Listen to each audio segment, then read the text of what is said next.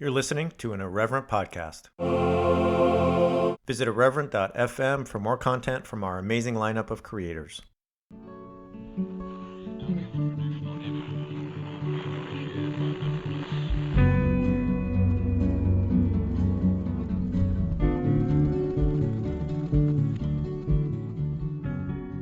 Hello and welcome to It's in the Code, a series of the podcast Straight White American Jesus. My name is Dan Miller, professor of religion and social thought at Landmark College.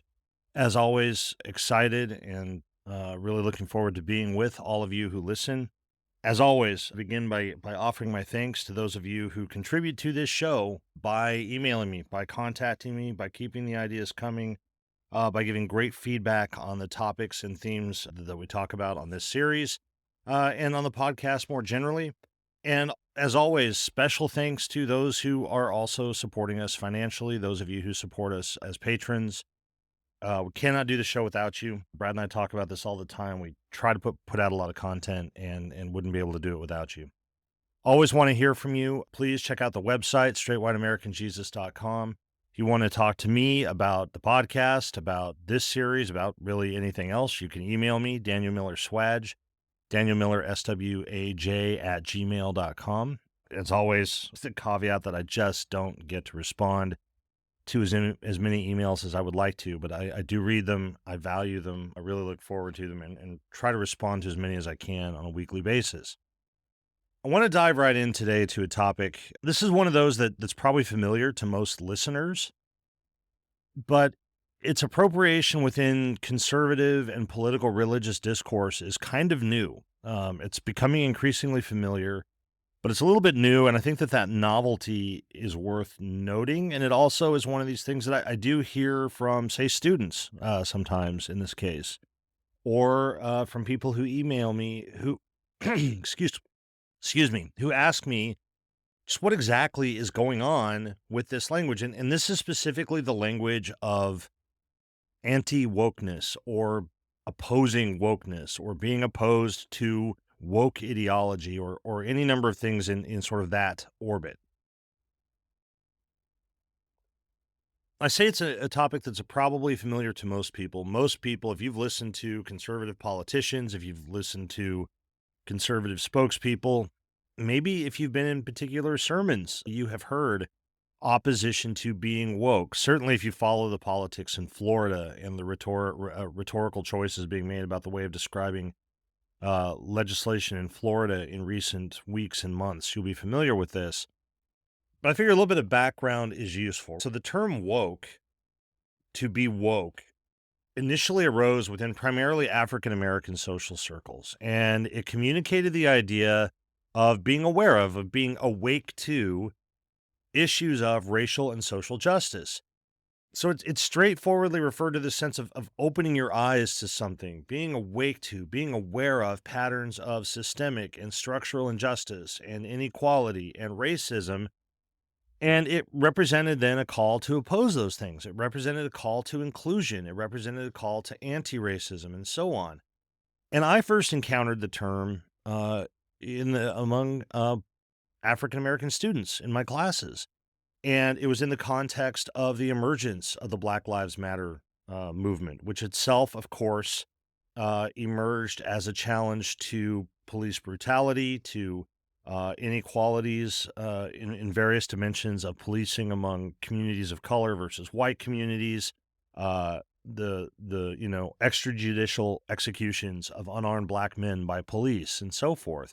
And it struck me as I was sort of putting this together that I recall that also arising for students in the context broadly of the Me Too movement, but specifically in what was going on at the time with claims of sexual assault against Bill Cosby, and especially, in response to some of the defenses of Cosby that were coming out. So being woke referred initially, again, to this language that arises within primarily the African-American community and communities of color, bleeds its way into, I think, the language of advocates and allies of those communities and of equality and anti-racism and so forth. So the question is, what happened? Why typically, if we hear the term woke now, is that not where we're hearing it from? And is that not what it represents? So, what happened? Well, wokeness is now evoked almost solely within a particular kind of white discourse. And it's evoked in its negative form, which is to say, with the idea of being anti woke or of opposing wokeness. And this theme of opposing wokeness or being anti woke or anti wokeness, it has been so widely deployed and so successfully appealed to by religious and social conservatives, which is to say by Christian nationalists. We're going to come back to that. It has been so widely and successfully deployed by Christian nationalists that they have essentially colonized any appeal to being woke. It's a discourse that if you hear the word woke, you are almost certainly hearing from a Christian nationalist at this point. You're not hearing from typically an activist arguing for police reform. You are not dealing with an activist trying to awaken us to structures of racial inequality.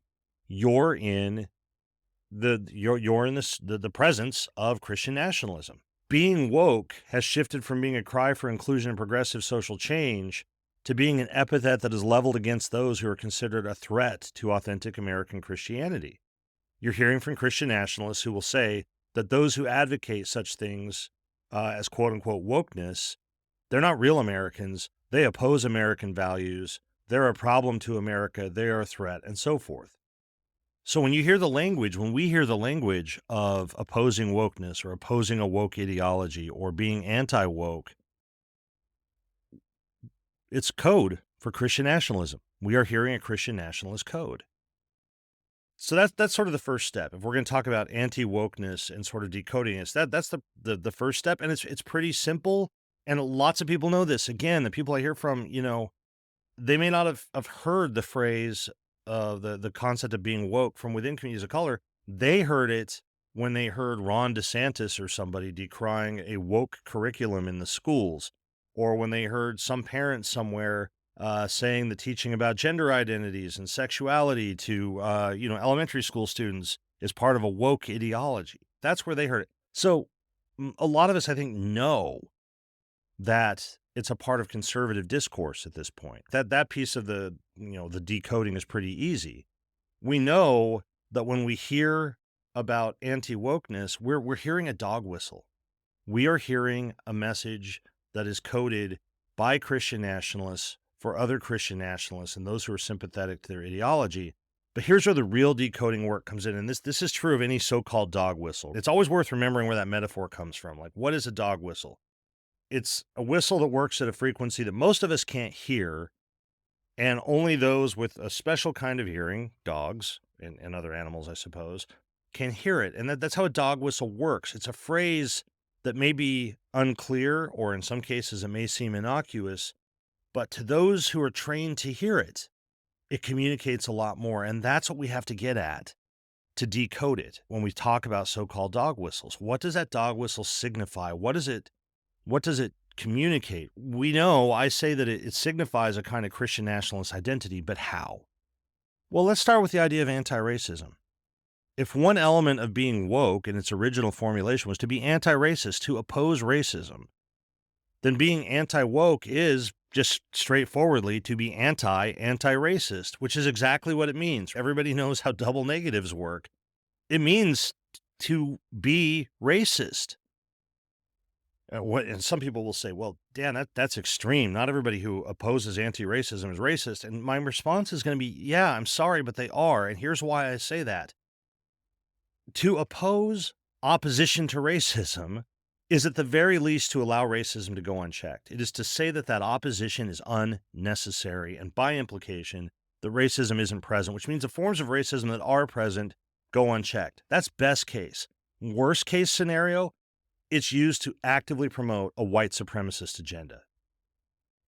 And where do we see this now? We see this in right-wing efforts all over the country to forbid teaching about the significance of racism in American history, to prohibit having serious discussions or hard discussions or posing difficult questions about the significance of, say, slavery in the formation of American national identity and so forth. We see it in efforts to prohibit, anti-marginalization efforts or so-called DEI, diversity, equity, inclusion efforts on, say, college campuses and other places, or to prohibit businesses from teaching, having diversity training programs and different kinds of things like this. We see this everywhere in our country right now.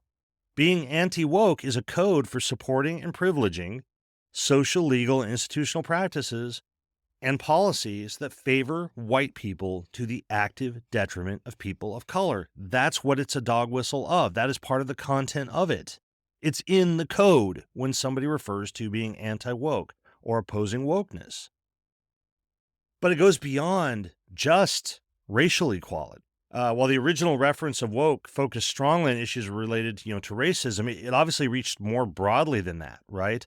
And the calls to be anti-woke are broader than that too. So if you're anti-woke, you are also opposed, for example, to LGBTQ equality.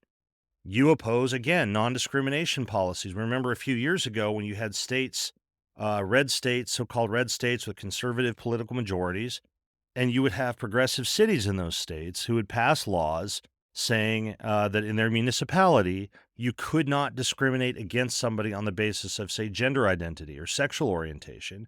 What happened? The state came in and said, nope, you're not allowed to do that. It prohibited non-discrimination policies. Again, I'm sorry, folks. If you prohibit non-discrimination, you are allowing discrimination. It's really, really straightforward. It's not complicated. How else does this play out? You target families of trans and gender nonconforming youth with threats of child abuse allegations, right? And that's part of what happens with this whole notion that the whole idea of offering gender affirming care for children and youth is somehow part of a broad woke ideology or a woke conspiracy.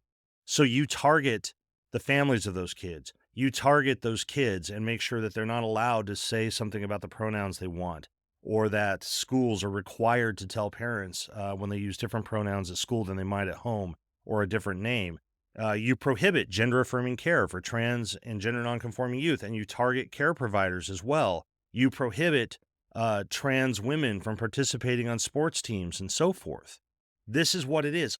All of this is what goes on when somebody refers to being anti-woke. This seemingly simple term, this dog whistle, is a dog whistle for not just an abstract ideology, but at this point, a wide, far-reaching range of institutional policies and practices and political mechanisms for targeting all kinds of people. And we could expand the list. Okay, we could spend another 20 minutes here just expanding this, and it's like imagine throwing the proverbial stone into a pond and you get the ripples that spread out. We could look at the ripple effects of this and the way that this language of being anti-woke can incorporate more and more and more social space to itself and become a more and more comprehensive vision of a Christian nationalist social world. That's what the aim is. And so what we find over and over and over, basically, is when people appeal to anti-wokeness, what they're really doing is seeking to shape what they see as an authentic Christian society, a Christian society that is fundamentally straight, white, and Christian. And where everybody who doesn't fit into those categories, and we could expand that list as well, but everybody who doesn't fit into those categories is marginalized. You find the agenda of Christian nationalism in working to ensure that only real Americans, as Christian nationalists would define them, count as American. That is, where only those Americans could claim to have equal rights or equal protection under the law.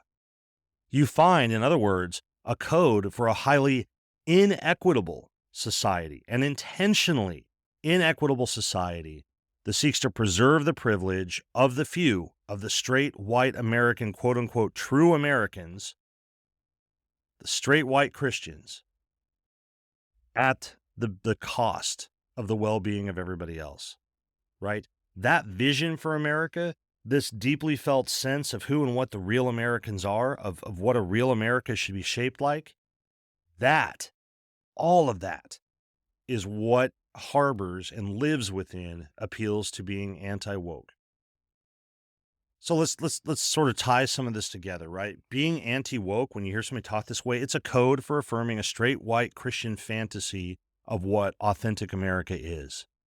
It's a dog whistle that calls all who share that fantasy to action in a way that allows them to affirm it without having to say the quiet parts out loud. And also in a way, as I'm trying to show in our really brief way that we do in this series, but trying to show how a really complex and broad ranging scope of policies and procedures and institutions are all captured under this short moniker of being anti-woke or opposing wokeness. It allows those who invoke it to deploy their racism, their homophobia, their transphobia, their misogyny, their xenophobia, their general fear and cultural anxiety about a demographically shifting American society. It allows them to deploy all of that without having to name them or without having to be forced to own them. And with the merging of religious and political identity that is Christian nationalism, it also means that opposing wokeness or being anti-woke, for millions of Americans, this is experienced not just as good politics or cultural preservation or something like that. It is experienced as a religious obligation. They understand their Christian faith in such a way that they, as good Christians, are called to be anti-woke, to oppose wokeness, to oppose anti-racism, to oppose anti-discrimination, and all of its forms. What does that mean? It means that part of their religious faith is to support racism and discrimination. And for those listening for whom that might sound extreme or crazy or overstated, all I'm going to do is point at most of American religious history when that was a part of the Christian identity of millions of American Christians, right? So for millions of American Christians, all the oppositions harbored within the demand to be anti-woke, they are Christian obligations and they carry divine force. So for these Americans to promote anti-racism or LGBTQ plus equality is not just something that disqualifies us from being true Americans, it's something that warrants divine condemnation. It's a sign of damnation. It ups the stakes, it ups the ante, and it adds a kind of superlative force and energy to political efforts to impose anti-wokeness on society. So all of this is what's at work with these invocations of anti-wokeness.